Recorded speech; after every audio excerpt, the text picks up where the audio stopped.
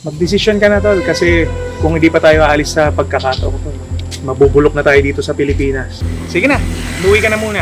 Kausapin mo na asawa mo.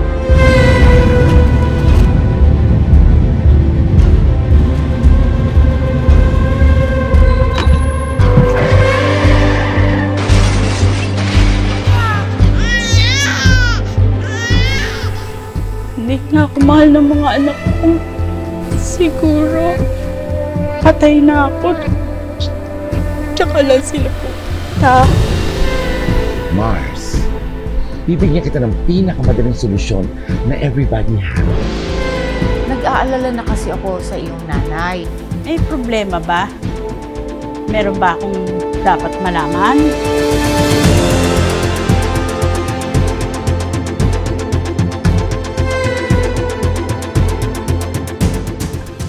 Ano pong sakit ni Nanay Christine?